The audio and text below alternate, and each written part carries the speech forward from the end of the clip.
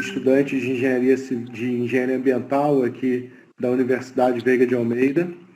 A gente estava planejado fazer essa apresentação de hoje, tanto lá no Zoom quanto aqui pelo Instagram, mas o Zoom acabou dando um probleminha e a gente está aguardando só um pouquinho para ir disparando, na verdade, o e-mail para o pessoal poder vir aqui participar conosco desse bate-papo sobre saneamento, né? O tema da Semana de Meio Ambiente desse ano é a incansável busca pelo equilíbrio, né? Recursos humanos e os recursos ambientais, né? A ideia desse painel que foi proposto pelos estudantes da Comissão de Engenharia Ambiental é falar um pouco sobre saneamento, sobre várias perspectivas. Com isso, eu tive a honra aí de ser convidado pelos integrantes da comissão para falar um pouco sobre saneamento e também para convidar um outro professor para falar sobre esse tema e a gente bater um papo aqui sobre saneamento ao longo da próxima hora. Com isso, convidei o professor Júlio, né, que também é professor da Universidade Veiga de Almeida, professor da UERJ, vai ter oportunidade aí de se apresentar um pouco mais, mas que tem uma experiência enorme na área de saneamento, tenho certeza que vai poder contribuir muito com o conhecimento para todos vocês. Então, a nossa dinâmica vai ser, primeiro, o professor Júlio fazendo uma apresentação de 20 a 25 minutos sobre a perspectiva dele na visão, né, do saneamento ambiental. Depois eu entro falando um pouquinho sobre uma visão um pouquinho mais reflexiva sobre saneamento ambiental. Tá? Com isso, Júlio, a palavra está com você. Tá? Em nome dos estudantes, eu queria agradecer mais uma vez você ter topado esse convite e estar aqui conosco. A nossa live, eu acho que está bombando, já temos 74 pessoas aqui, 73 pessoas participando. Eu acho que isso mostra muita coisa, em especial o interesse das pessoas por esse tema que é tão importante. Obrigado aí pela sua participação, tá? Eu que agradeço o convite. Primeiramente, só falando que é sempre bom a gente ter muitos amigos, né? Nessa hora que a gente vê os amigos participando. Com certeza. Então, a participação também, lógico, tem a ver com o tema, que é muito importante, né? Mas é bom a gente ter bons amigos aí de referência, que o pessoal vem prestigiando a gente aí, na medida do possível.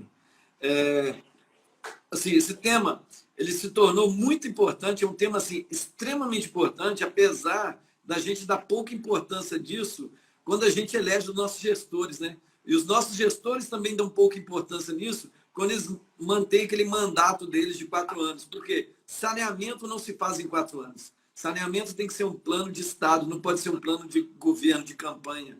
E aí, enquanto a gente não fizer isso, a gente vai continuar batendo. E agora, nesse momento de isolamento, a gente vê como é importante o saneamento. Esse problema que a gente está vivendo agora, nada mais é do que um problema sanitário. E a gente convivendo com o Covid aí, você vai poder falar um pouco mais sobre essa questão. Não vou entrar nesse contexto, né? Eu vou falar um pouco dos indicadores, que são problemas, de modo geral. Fazer um pouco da reflexão, que esse ano a gente fez uma aula magna também lá na UERJ, de início de semestre, e a gente convidou um professor que, assim, um emérito aí na área de saneamento, tá? E a gente bateu um papo bem bacana e tem algumas ideias que eu concordo com ele, que eu vou até comentar aqui um pouco também. Mas assim, eu fiz um roteirinho, foi bom a gente ter combinado de não fazer a apresentação, que aqui no Instagram seria difícil da gente apresentar tabelas, Com certeza. Você vê como que a Acabou dando flexibilidade certo. é importante. Eu fiz um roteirinho só para me orientar aqui nas coisas que eu acho que são importantes serem ditas. Como o próprio Canejo falou, minha formação é da engenharia civil, mas trabalho muito tempo na área de geotecnia e recursos hídricos, tá?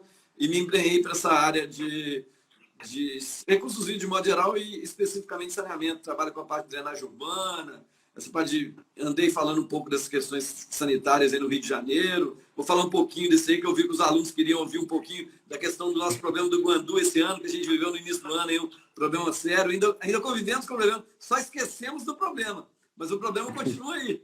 O problema dos mananciais contaminados, que é um problema de saneamento, continua lá no mesmo lugar. A gente não resolveu o problema ainda. A gente só amenizou. A gente de novo, tratou a consequência. É o que a gente anda fazendo no saneamento, de modo geral. A gente trata a consequência, esquece de tratar a causa, para a gente conseguir fazer isso devidamente. Só para a gente entrar nessa questão antes de falar um pouco dos indicadores e até de onde que a gente tira essas informações, Uma coisa que me atentou esses últimos tempos aí que as pessoas estavam discutindo sobre o que a gente pode fazer para melhorar o saneamento, o que a gente pode fazer para melhorar os indicadores.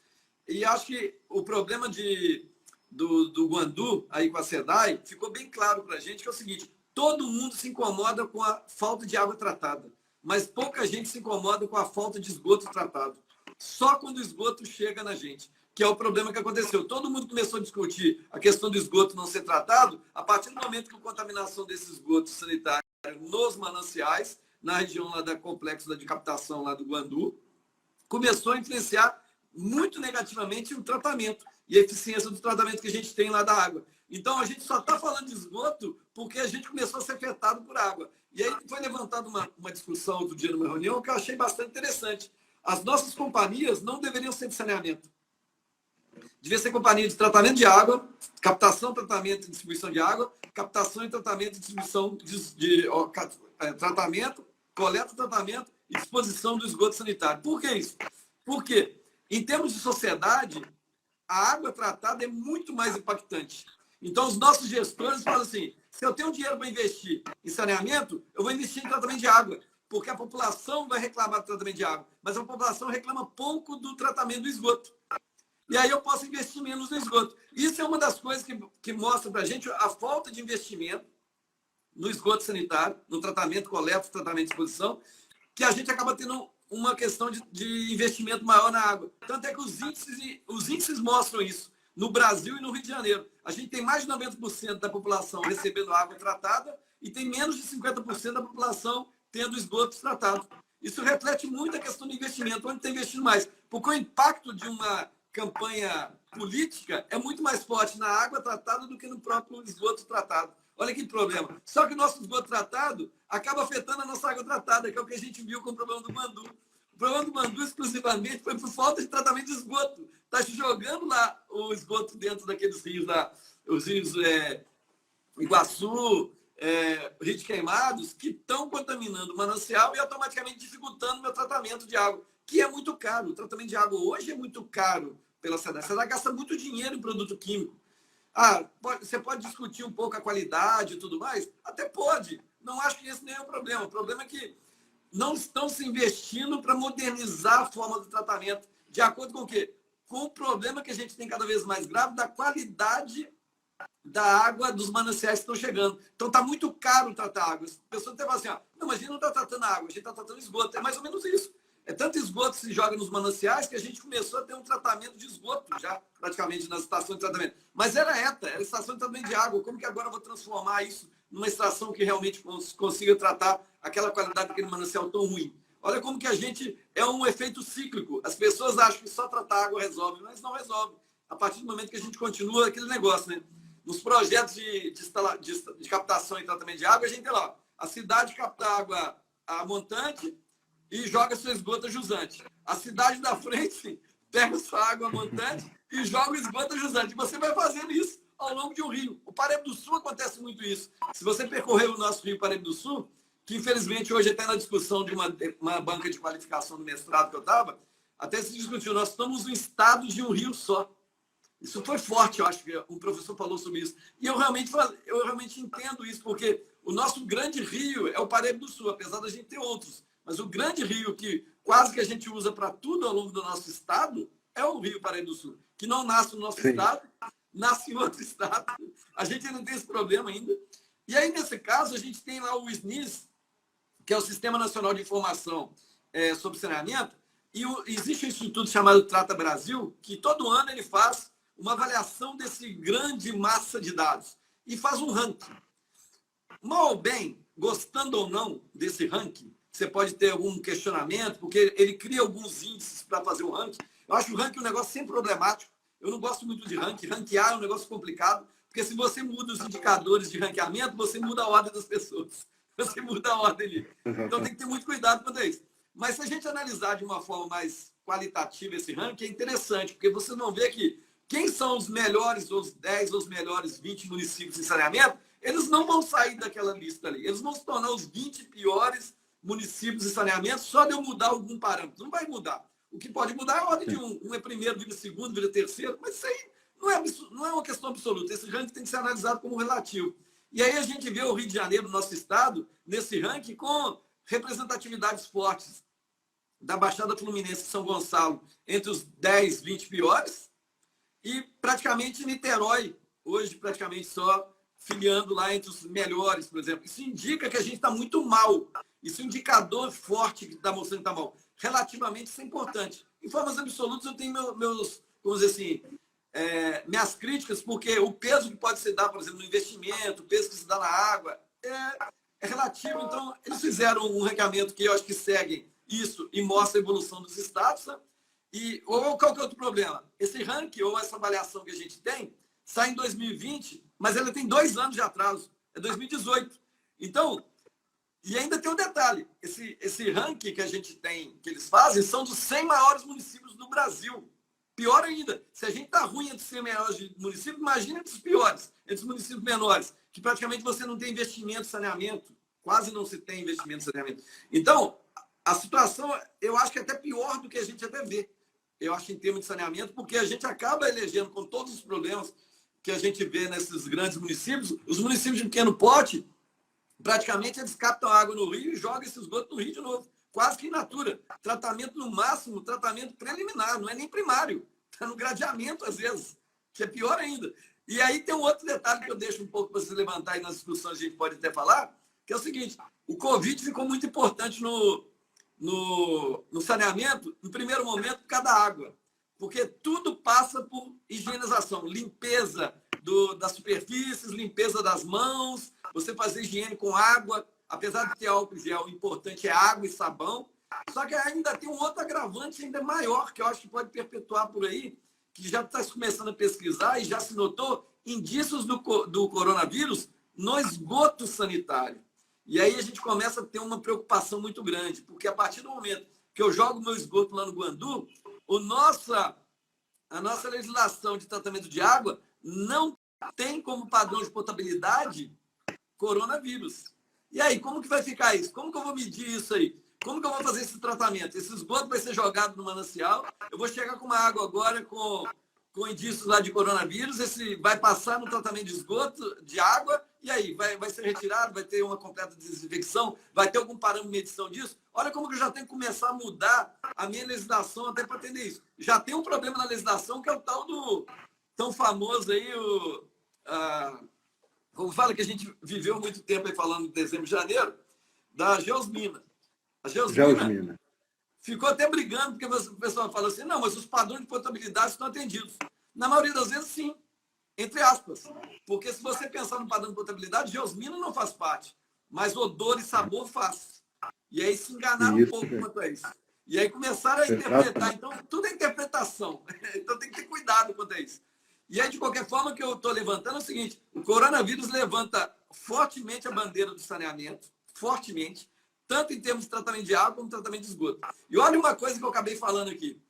Saneamento, você bem sabe, Canejo, e aí outras pessoas sabem, são 4 grandes vertentes. Água, esgoto, resíduos sólidos e drenagem urbana. Você vê que quase todo momento de saneamento a gente fala de água e esgoto. E é o forte também desses próprios índices também. Esses índices dão muita força para água e esgoto, que é basicamente o que a gente, assim, mais forte que a gente precisa. Só que os resíduos sólidos, você mesmo ouviu uma entrevista sua, você comentando isso, eu estava discutindo outro dia, que a gente pode contaminar os nossos resíduos sólidos com coronavírus. E aí?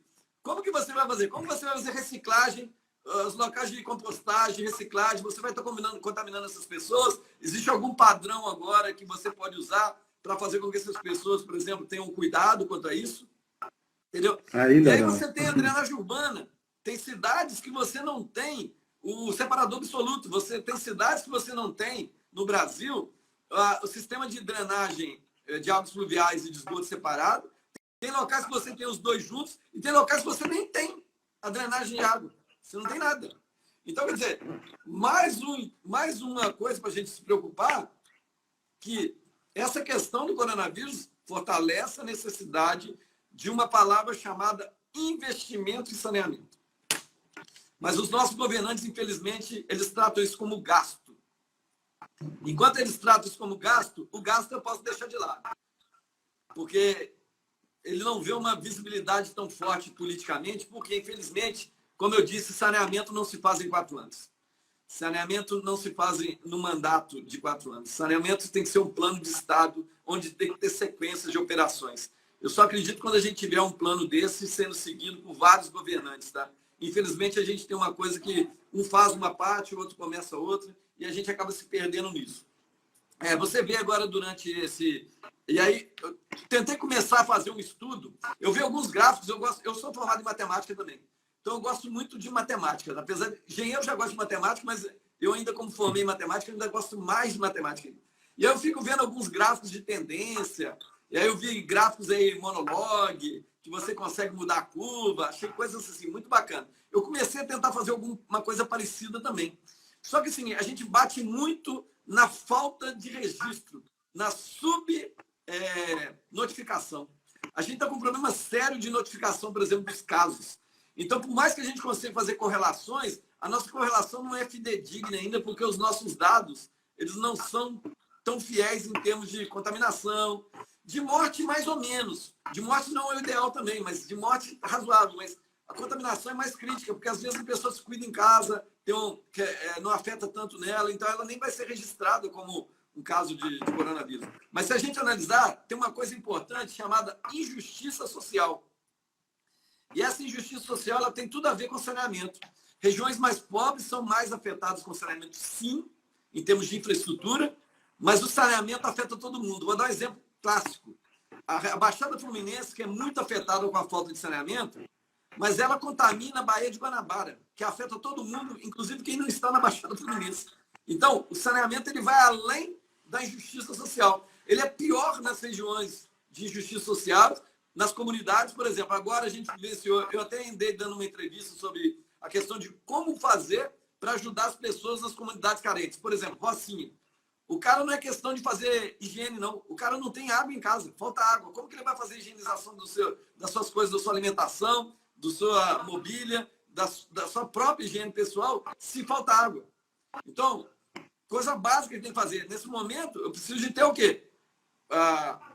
Os órgãos e os gestores, cara, disponibilizando caminhão de água-pipa, de caminhão-pipa de água. Não tem jeito. Aí você, em São Paulo, começaram a distribuir caixas d'água para colocar em comunidades, que é alguma coisa a se fazer. Olha que situação que a gente chegou no ponto de saneamento. Aí a gente vê aquela questão máxima que todo mundo fala. Saneamento é uma questão de saúde pública. E é fundamental. As doenças todas passam na questão do saneamento. E aí a gente vê cada vez mais a importância do investimento em saneamento. Eu espero que... Eu sou muito otimista, tá? Eu sou um cara que eu costumo dizer que eu sou pisciano, né? Sonhador, né? Todo cara de peixes é sonhador. E além de sonhador, eu sou positivista demais. Eu sou muito otimista. E eu acredito que a gente tem que sempre levar as coisas boas de alguns momentos. Esse momento crítico que a gente está vivendo, cara, não é possível que a gente não vai mudar a forma de investimento e saneamento. Isso é um momento de dar uma guinada nos nossos focos de investimento. Isso mostra muito. Existe a ODS 6, existe os 17 Objetivos de Desenvolvimento Sustentável da ONU. E a ODS 6 ela fala muito claramente entre a gente ter água potável e saneamento para todos até 2030. Você acha que existe uma possibilidade da gente ter água potável e saneamento para todos? Esgoto, né, tratado até 2030 para todos, sem exceção, no mundo inteiro. Estou nem falando de Brasil agora, estou indo para o mundo. Não existe possibilidade. Já mudou isso aí para 2050. Essa projeção já foi para 2050, não foi oficializada. Mas eu posso dizer uma coisa? Nem em 2050 a gente vai conseguir atingir nesse ritmo que a gente vai de investimento e de melhoria, por exemplo, das condições, da falta de planejamento. A gente vive uma questão hoje que eu digo que chama desordem urbana. As nossas cidades são mal planejadas. Por nossas cidades serem mal planejadas, o nosso saneamento é muito caótico. Eu sou da engenharia civil e muitas vezes chega numa região, primeiro a construção, a moradia, depois chega a infraestrutura. Deveria chegar primeiro a infraestrutura de água, de esgoto, de coleta de resíduos sólidos e de drenagem, para depois eu construir o imóvel. Não, eu vou lá e construo um imóvel e depois eu vou começar a lutar para chegar alguma coisa lá. E aí você fica mais ou menos, entendeu? Então vem depois da infraestrutura e está errado, entendeu? Esse investimento tem que ser melhor. E se você... eu também, outra coisa que pessoas discutem muito, me perguntam de vez em quando, Júlio, o que você acha? Tem que privatizar? eu não acho que é a solução privatizar. Não acho mesmo. Não é porque eu estou defendendo... eu sou da iniciativa privada e sou da iniciativa pública. Eu estou no público-privado, né? Estou no meio termo. Eu sou professor e trabalho também, tenho empresa de engenharia também, que trabalha com essa parte de engenharia, além de dar aula numa universidade privada e numa universidade pública. Então, eu posso dizer que eu acredito muito numa parceria público-privada. Isso é a solução. Eu costumo dizer que eu sou mineiro também. O mineiro, eles falam que o mineiro fica em cima do muro, mas é mentira. O mineiro é um cara equilibrado, que ele não fica nem no extremo máximo, nem no extremo mínimo. Tanto na política como em todas as opiniões. Então, a esquerda radical está errada, a direita radical está errada. Então, o meio termo é sempre o ideal, o equilíbrio. A gente tem que buscar o equilíbrio. E aí, quem defende que não pode privatizar está totalmente errado, e quem defende que tem que privatizar está errado. Eu acho que tem coisas que tem que ser do Estado, tem que ser uma coisa pública, porque tem que ter uma questão que a gente chama de estratégias de governo fundamentais, entendeu? Desenvolvimento da cidade. Então, tem coisas que não dá para passar para a iniciativa privada. Dá um exemplo clássico aí. Olha o Rio de Janeiro, passou o hospital de campanha para a iniciativa privada, olha o que deu. Resolveu? Está cheio de problema na construção. Os hospitais de campanha não estão prontos. E foi iniciativa privada.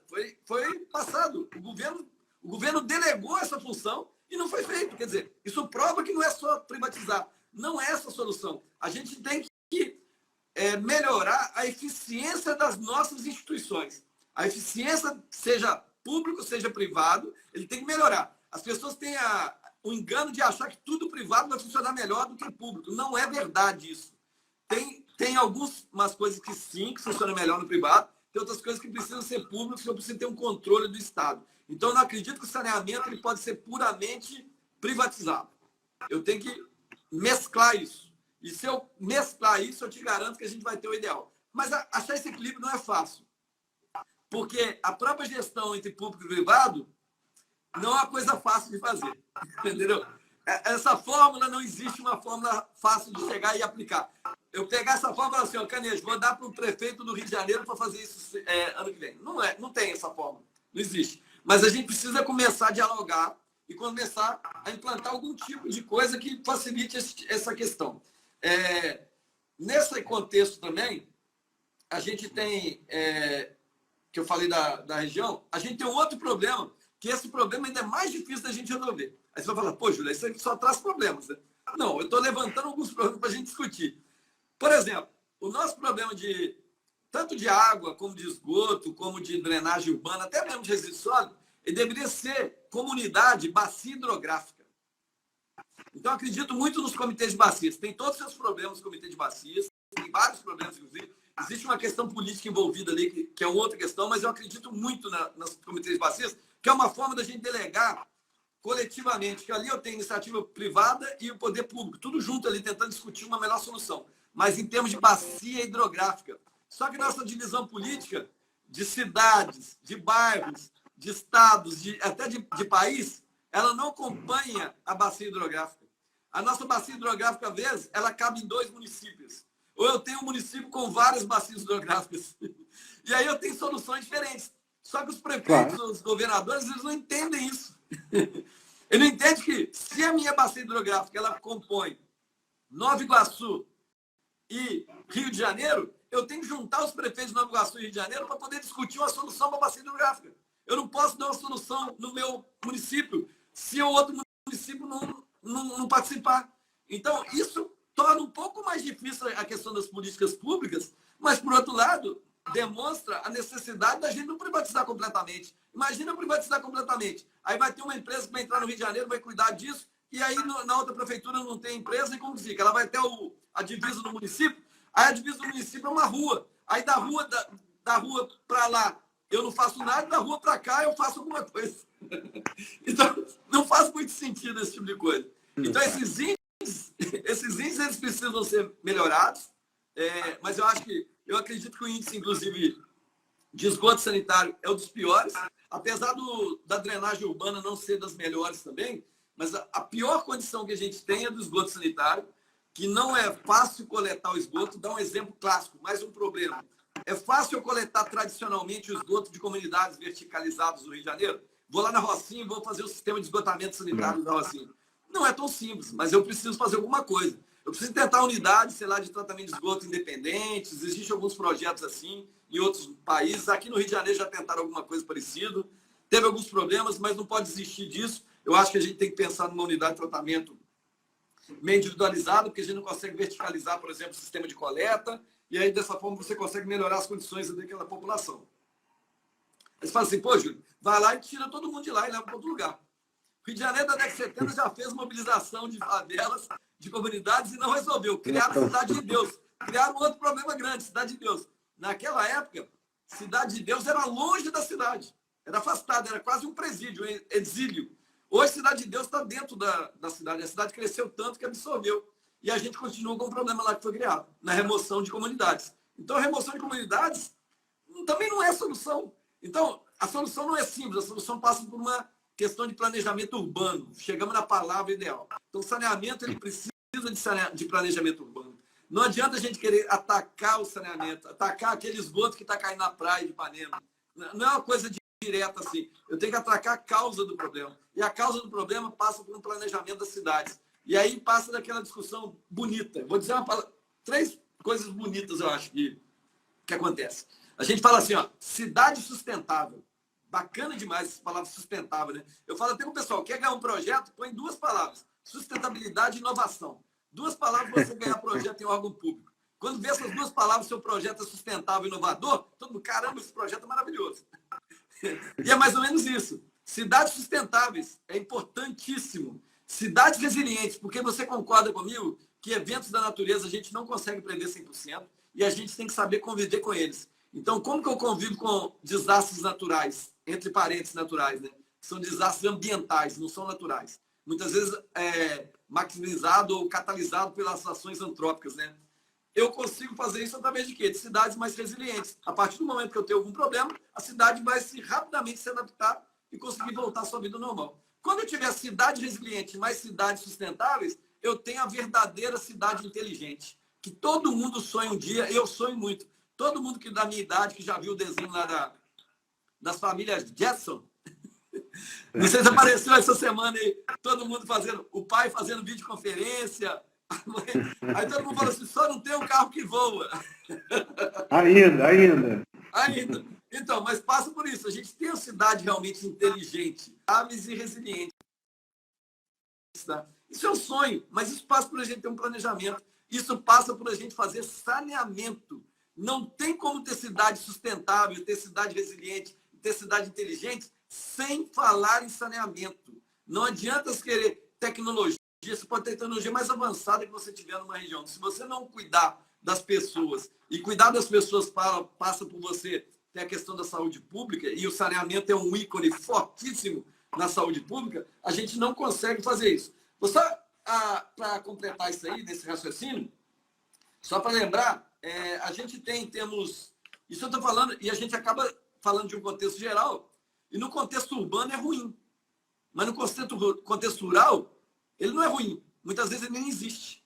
O saneamento no rural, às vezes, nem existe. Cada um faz o seu. É o cara que faz um poço, é o cara que faz uma fossa séptica e olha lá, faz um sumidouro. Às vezes joga o esgotamento dele no rio que passa lá, ele capta a montante no rio e joga jusante. Ele tem produto químico em excesso na sua lavoura, joga aquilo também, chove, lava aquilo e joga aquilo para dentro do canal do rio, que vai ser contaminado. Então, na questão rural, às vezes é muito mais grave do que na urbana. Muito mais grave, porque a gente não tem nem... Às vezes a gente não tem nem parâmetros de medição. Mas fala assim, Júlio, mas é isolado, porque são fazendas. É verdade, é isolado. Mas o volume, às vezes, é grande. É grande, por exemplo, de agrotóxico, que cai, por exemplo, no rio. Às vezes é um volume grande que você vai acumulando, por exemplo, de resíduo sólido, que não tem coleta, e o cara não faz a disposição. O cara não constrói na fazenda dele um aterro sanitário.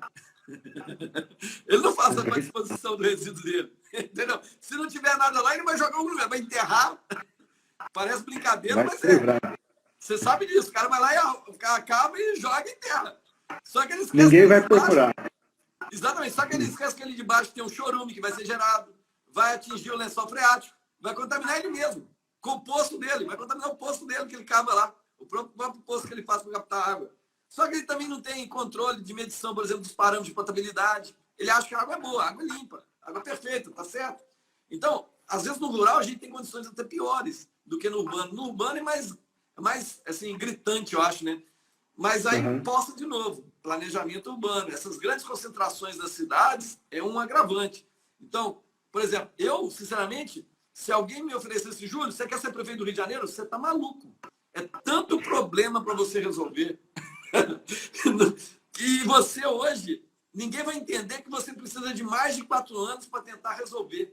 E aí você precisa de ter uma equipe que vai, sei lá, o Júlio fica 4 anos, o Canejo fica 4, não sei quem mais fica 4. Daqui a 10, 20, 30, 40, 50 anos, a gente vai ter umas condições melhores se você tiver uma sequência, por exemplo, de investimento.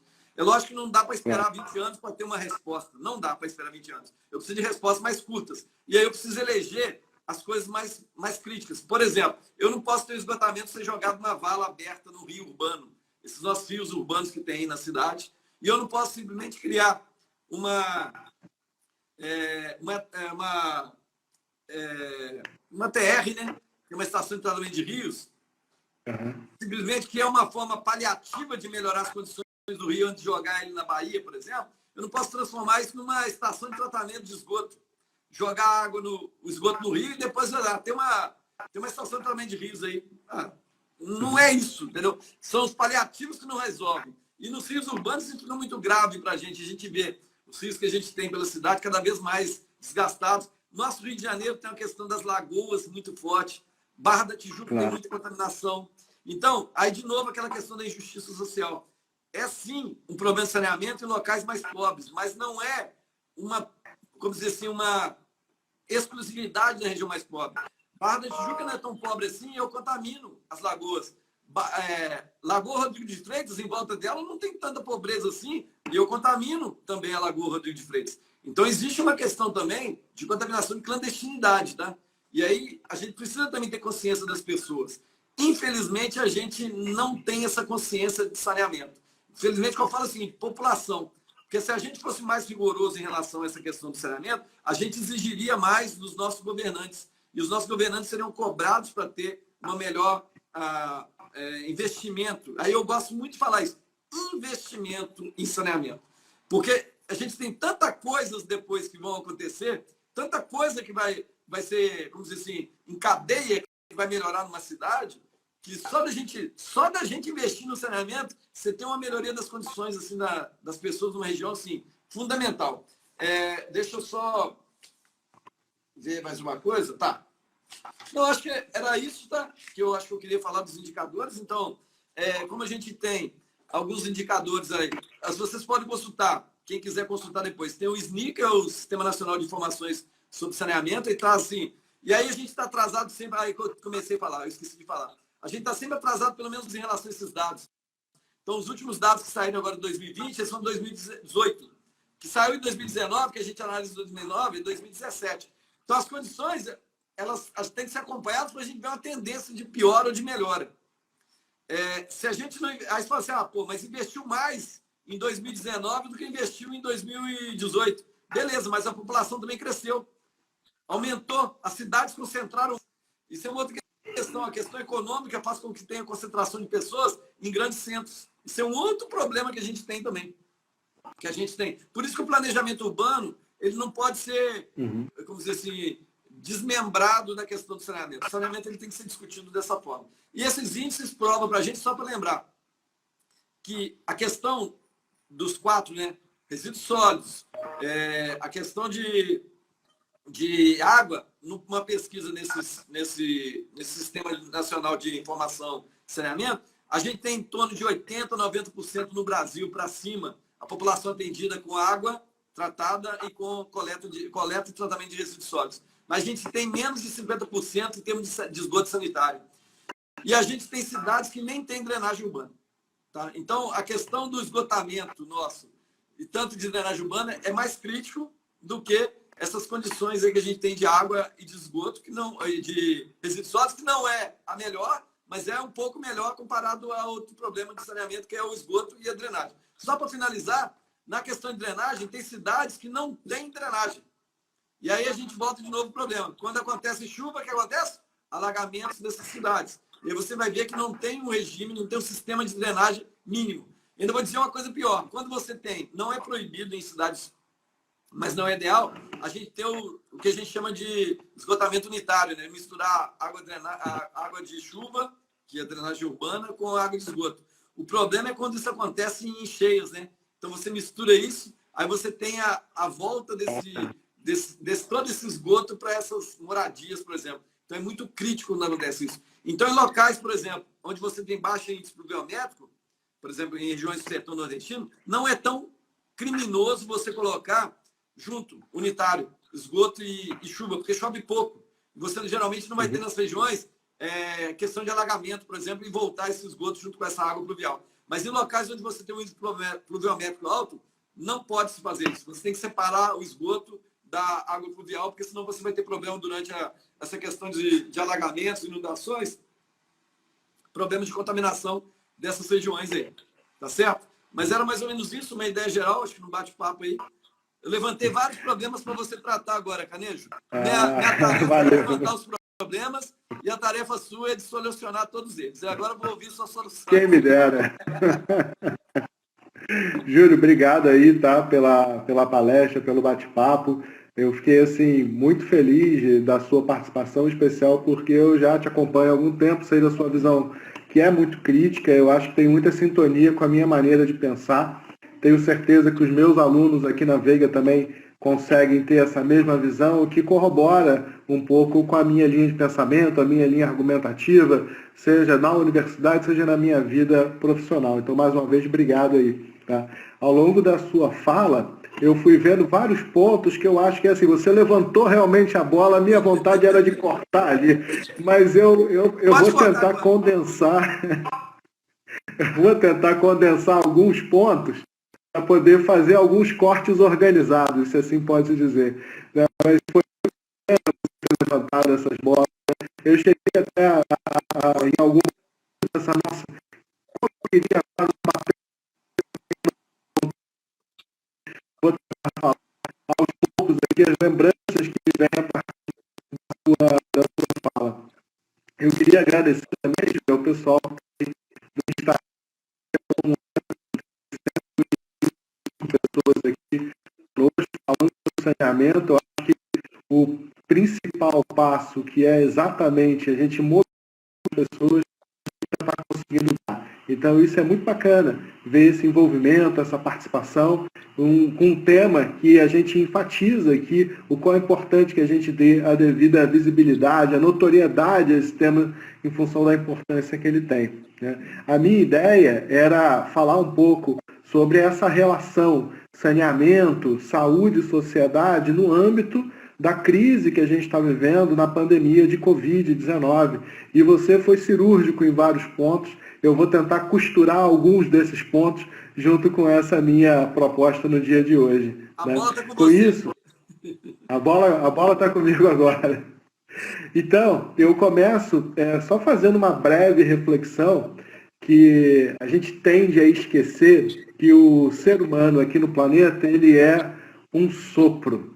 Né? O planeta já tem alguns bilhões de anos, os seres humanos estão há pouco mais de 190 mil anos ocupando o planeta. A Revolução Industrial foi há 270 anos, a primeira, a segunda foi há 170 anos. Com isso, a gente foi recriando a relação com o ambiente. Se a gente tivesse que botar toda a vida, se assim pode dizer, do nosso planeta em apenas um ano, a gente ia perceber que a gente aqui, a espécie humana, começou a se organizar em comunidades há pouco mais de 0,3 horas. A primeira revolução, ela ocorreu, a primeira revolução industrial, algo em torno de 1,8 segundos. Tá? E a segunda revolução industrial, algo em torno de 1,2 segundos. O estrago que a gente já está causando com as nossas rotinas, com as nossas maneiras de produzir, degradar o ambiente, são enormes. É um piscar de olhos que causou uma série de impactos ambientais e, é claro, nos levam a uma série de problemas ambientais associados. O crescimento da indústria é fantástico, o crescimento da indústria petroleira é fantástico, o crescimento da indústria de metais é fantástico, o crescimento da indústria de tecidos é fantástico, da agropecuária é fantástico, da indústria automobilística é fantástico, mas tudo isso é baseado num modelo econômico linearizado, né, onde a gente só extrai, produz e descarta, o que vai levar a uma série de problemas ambientais, que são esses que a gente cultiva hoje, infelizmente, a partir dessas práticas ruins e indevidas e insensíveis com as questões ambientais.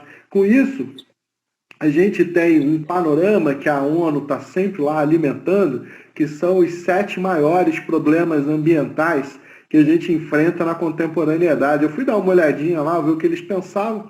Eu vou falar os 7 aqui e depois vou pontuar 4, que eu acho que são aqueles relativos aí às questões que a gente está enfrentando agora com saneamento. A gente fala da desigualdade social, a gente fala do aumento da demanda energética, a gente fala da escassez de água, de alimentos, alteração do clima global, desmatamento, perda de biodiversidade, crescimento demográfico e a poluição como um todo de água, ar e água e solo.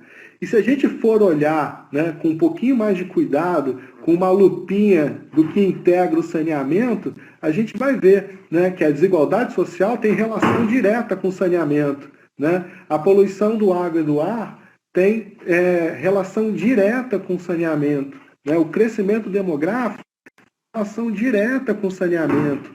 A escassez de água tem relação direta com o saneamento. Então, gerenciar os problemas de saneamento, é óbvio, tem uma relação enorme com todos os outros problemas ambientais que a gente enfrenta hoje. Você muito bem pontuou, né, que o sistema, né, de saneamento ambiental, ele não se sustenta sozinho, ele precisa desses 4 pilares, né, que é o manejo dos resíduos sólidos, né, o abastecimento da água potável, preferencialmente, né, coleta e tratamento dos esgotos e também a drenagem urbana. Mas que também é importante falar que mesmo que a gente tenha esses 4 pilares organizados, eles também não se sustentam. Na engenharia civil a gente aprende, né? Os sistemas estruturais, eles precisam das fundações. Então, por mais que eu tenha os pilares, eu preciso de uma fundação, ou um radier, ou uma fundação profunda, uma fundação direta, ou uma fundação profunda, que dê a real estabilidade para esses pilares que vão segurar, se assim pode dizer, o sistema de saneamento ambiental. E o que está nessa base? Né? Eu acho que esse é um ponto que a gente pode conversar até com mais profundidade nessa proposta. Né? Em especial, você foi pontuando quase todas elas.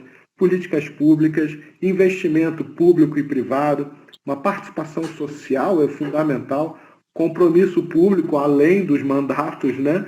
Os processos decisórios sendo feitos de maneira ética e, claro, muito conhecimento técnico. Não dá para negligenciar isso. Né? Entretanto, hoje, a gente, além de viver todos os problemas associados ao saneamento, a gente se dá, infelizmente, conta que tem um problema ainda, né? Eu não vou dizer que é maior, mas com talvez uma representatividade na sociedade contemporânea maior, que é a questão do Covid-19. Além de todos os problemas que a gente já tem, vem o coronavírus e nos traz uma nova situação que tem total relação com o saneamento. Né? E é isso que eu pretendo passar a partir de agora. A gente não pode ignorar que o coronavírus, ele infelizmente já levou mais de 300 mil vidas. O saneamento, ele também, infelizmente,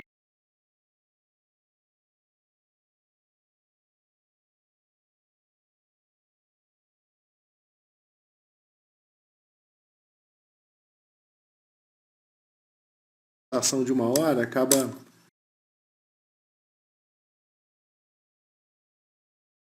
tendo esse probleminha. Deixa eu tentar chamar o Júlio de volta aqui.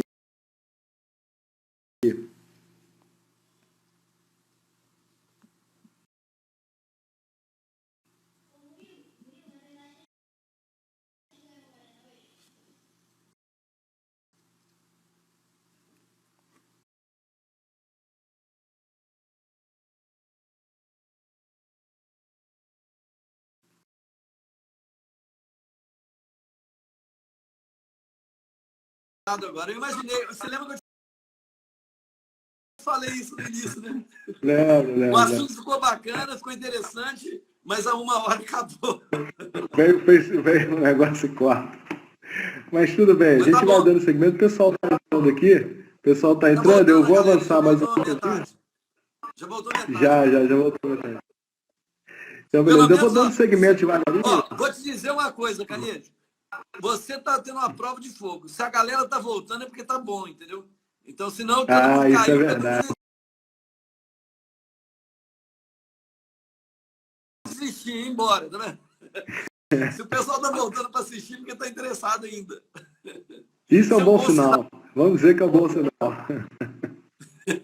Então, eu vou dando segmento, eu vou falando mais um pouquinho aqui devagarinho, esperando o pessoal voltar, até porque a gente tem um limite aqui, em tese seria até às 6h20, a gente vai esticar de repente Quem vai um pouquinho te bloquear mais. daqui a pouco é o César. O César vai te derrubar vai daqui a pouco. vai me mandar sair. Que a gente tem que, os alunos vão ter aula daqui a pouquinho. Mas galera, vamos voltando aqui só para poder fechar a linha de raciocínio. Então, naquela lógica, né, com os pilares da sustentabilidade do saneamento, a gente percebe que a fragilidade de um desses pilares pode representar, sem dúvida nenhuma, né, um risco maior de transmissão da Covid-19. E eu acho que esse é o ponto que a gente queria trabalhar. A falta de saneamento por si só ela já é um problema e já veicula uma série de doenças hídricas.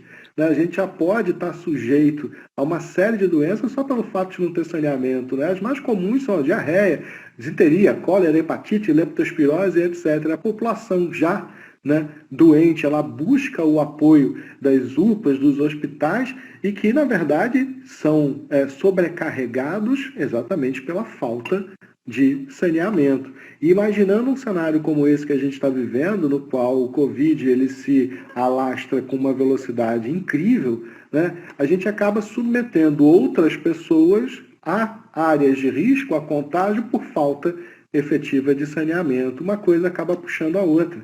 E a gente vê um risco de disseminação muito grande a partir de uma prática que deriva de uma falta de saneamento. É terrível.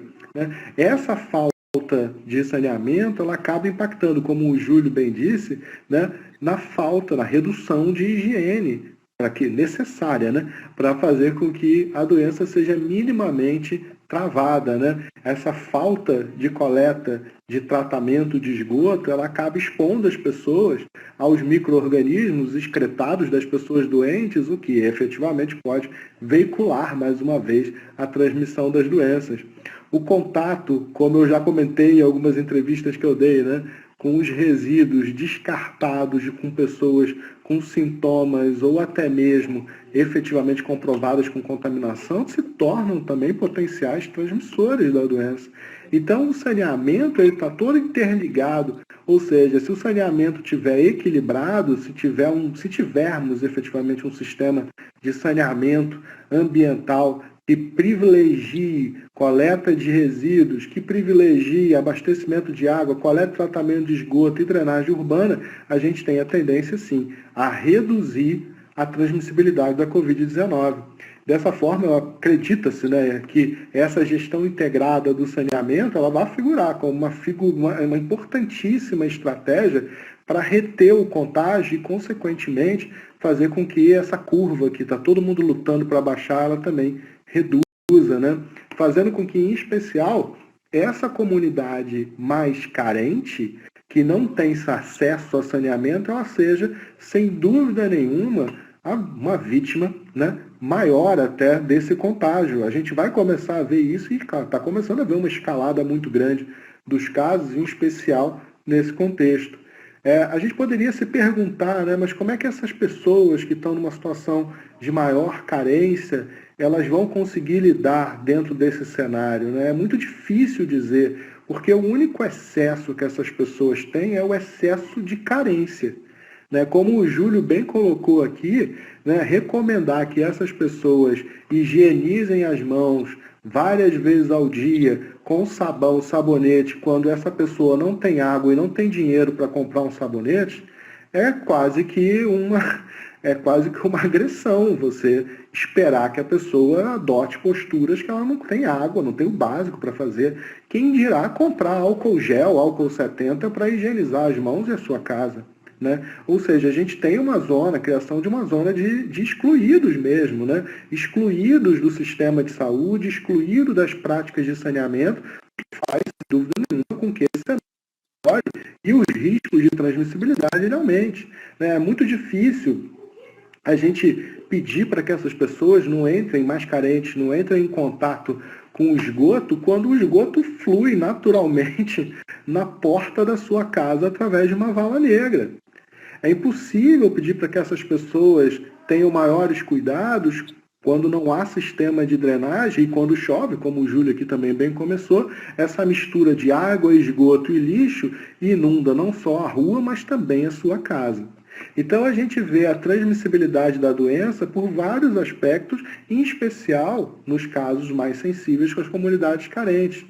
Sem dúvida nenhuma que o Covid ele é um problema de saúde sem precedentes na história e a gente está aprendendo a lidar com isso. Mas vale levantar a bola também que o saneamento, honestamente, é um problema ainda maior e que perdura há muito tempo e precisa ser enfrentado por todos nós. De maneira nenhuma eu quero desmerecer a situação do Covid, pelo amor de Deus, a ideia não é essa, a ideia é muito pelo contrário, é a gente aproveitar todo o contexto que o Covid está nos apresentando para valorizar um ponto que é fundamental, que é a necessidade da gente reinvestir no saneamento.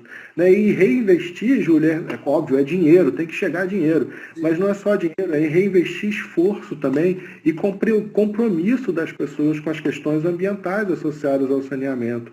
A gente não pode esquecer, e geralmente a gente acaba esquecendo disso, o saneamento básico ele é assegurado pela Constituição Federal de 88, pelo artigo 225 e pela Lei 11.445 de 2007.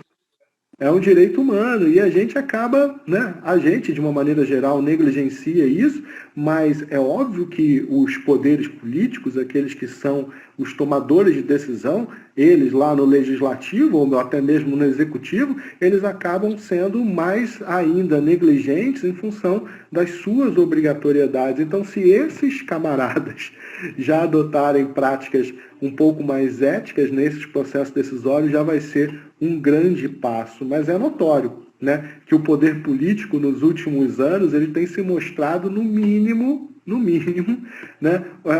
inerte ou pouco ativo para resolver as questões inerentes ao saneamento, todos aqueles conflitos ambientais inerentes ao saneamento, porque há conflitos de interesse social, há conflitos de interesse econômico, há conflitos de interesses ambientais também, para que a gente possa avançar na pasta saneamento.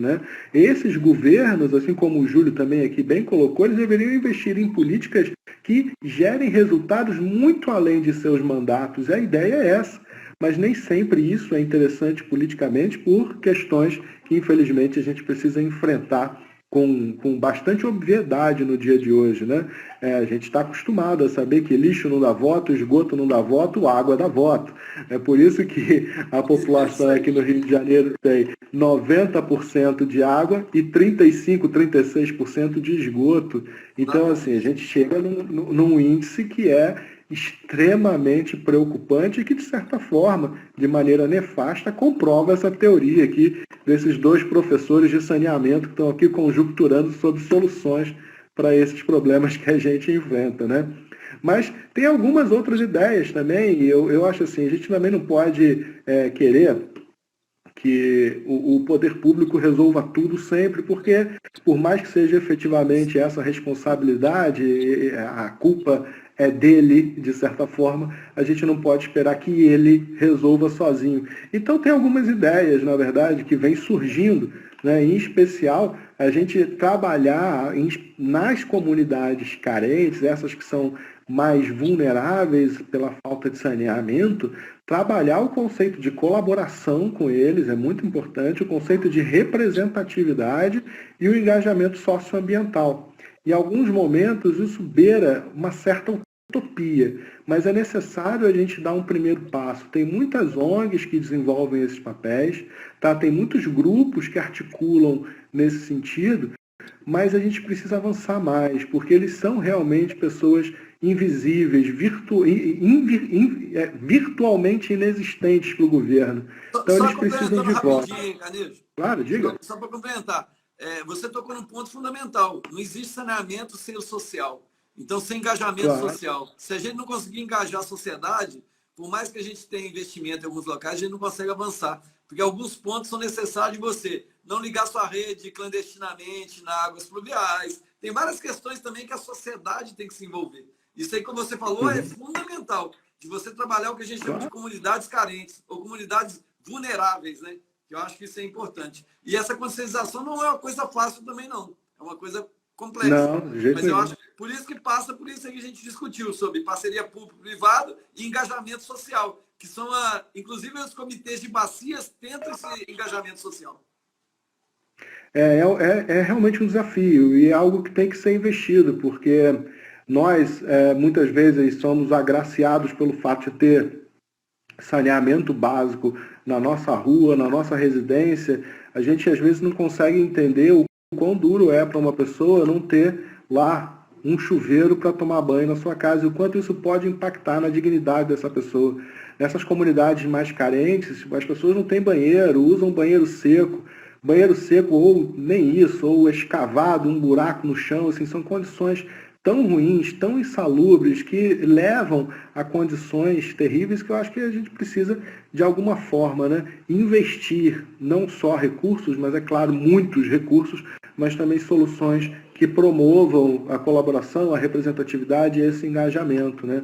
O Instituto Trata Brasil, que o Júlio também comentou, é muito bacana que ele dá algumas sugestões, né, para que a gente possa promover o engajamento social, em especial nessas comunidades mais carentes, com praticamente nenhum atendimento do saneamento. Então tem 3 pontos que eu deixei aqui destacados, aqui no meu mapinha aqui também, que eu fiz conforme o Júlio organizou as ideias, eu também montei um, mas é interessante que eu vou passar só 3 que eu acho importante a gente colocar. O Instituto Trata Brasil, ele recomenda que para esses casos, nos quais a gente vê, né, esse total, essa população totalmente vulnerável e invisível, que de certa forma eles caminhem na formação de grupos de voluntários para o saneamento, né? E esses grupos eles precisam ser efetivamente estruturados com pessoas que vão convidar outros moradores e até representantes das prefeituras para esse processo.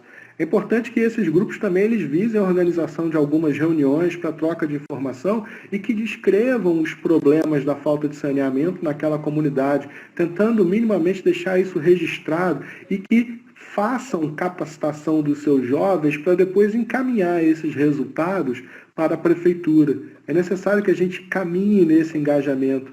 É necessário que a gente aprenda a cobrar os gestores públicos, né? É necessário que a gente monitore as suas ações. Então, algumas dicas também que a gente pode tirar disso, que eu acho que pode colaborar com todo esse desafio que a gente tem, né? É que essas pessoas, essa comunidade carente, ela entenda a importância, sim, daquela representação daquele governo e que cobre dele as ações necessárias para resolver, ou minimamente, né, amenizar os problemas da falta de saneamento. Não existe uma fórmula mágica. Ninguém vai conseguir tirar 100 bilhões de dólares ou de reais e investir do nada no saneamento do Brasil. A gente vai precisar, na verdade, reinventar muitos processos para, com isso, fazer com que o saneamento ele avance. Eu concordo com o Júlio, isso não é um cenário para 2030, isso é um cenário para 2050, talvez 2070, mas o fato é que os poderes públicos eles não têm se mostrado eficientes da maneira que a gente gostaria. A gente amarga os problemas da Baía de Guanabara aqui no Rio de Janeiro há pelo menos 30 anos, no mínimo 30 anos, sem uma resolução efetiva. A gente precisa, na verdade, não só de dinheiro, a gente precisa de dinheiro, precisa de amor, precisa de colaboração, de representatividade, precisa de saúde, precisa, na verdade, de compromisso ético com a resolução dos problemas relativos ao saneamento. Com isso, gente, eu tentei organizar um pouco essa minha fala, pensando também nos pontos que o Júlio aqui colocou, e já são 6h20, em tese a gente já estourou o tempo, mas eu queria ver se a gente conseguia responder pelo menos algumas questões, uma ou duas questões que vocês levantassem para a gente aqui no Twitter, até para poder fazer com que vocês interajam um pouquinho mais com a gente. Pode ser, Júlio? Pode ser. O César daqui a pouco derruba a gente. Maravilha. O pessoal tem que estar. Daqui a pouco vão expulsar a gente. Tem alguém que queira fazer alguma pergunta aqui no Instagram, gente?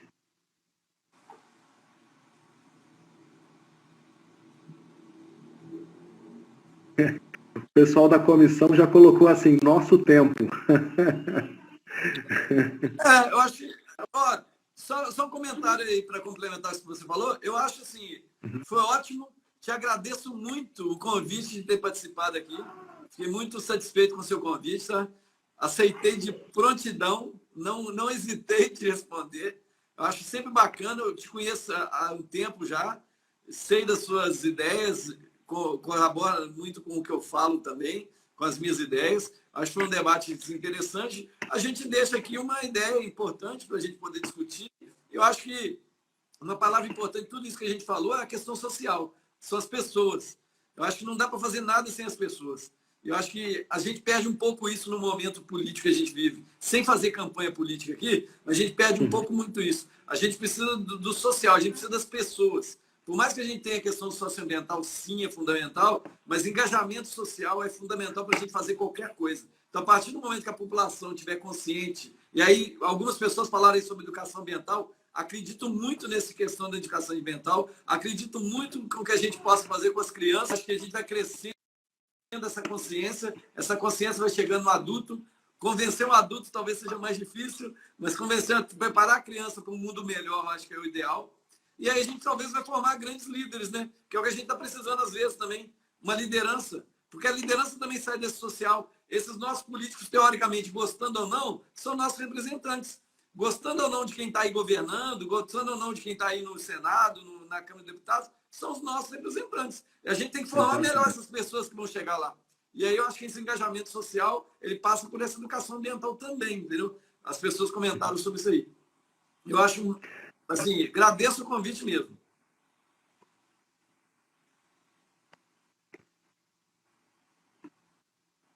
Então, acho que você pode encerrar se você quiser, Canejo. Acho que... Maravilha. Eu queria, Júlio, mais uma vez também te agradecer aqui, agradecer também ao convite da comissão dos estudantes de engenharia ambiental da Veiga. Para mim também foi um grande prazer. Eu aqui num dilema que eu estou vendo todo mundo aqui escrevendo, mandando parabéns, tanto para você quanto para mim, por esse nosso bate-papo. É muito bacana ver que a galera está participando, participou, topou. E ainda mais para falar de um assunto que é tão importante e tão sensível, né? Obrigado aí, tá, Júlio? Mais uma vez, o pessoal já conhece a gente, já está aí no Instagram, no Facebook, no LinkedIn, no e-mail, sabe, no WhatsApp, está em tudo que é lugar.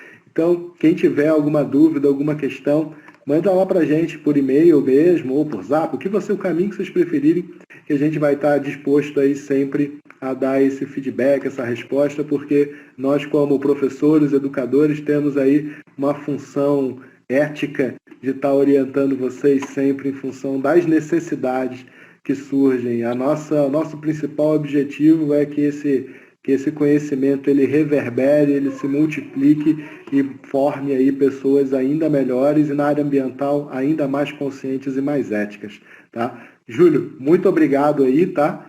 Obrigado mesmo pelo ter aceito o nosso convite. Obrigado aí ao pessoal da comissão por ter me convidado, por ter convidado o Júlio para fazer esse bate-papo, né? Certamente vamos pensar em outras, muita galera aí, o pessoal tá pedindo para a gente fazer outras, a gente vai pensar em outras, com certeza. Apareceu gente até de Ouro Preto aí, ó. Ex-aluno. Mesmo. Que maravilha. Legal, bacana. Bacana. Muitos ex-alunos também, foi muito legal ver todos vocês. Gente, obrigado aí, tá? Obrigado pelo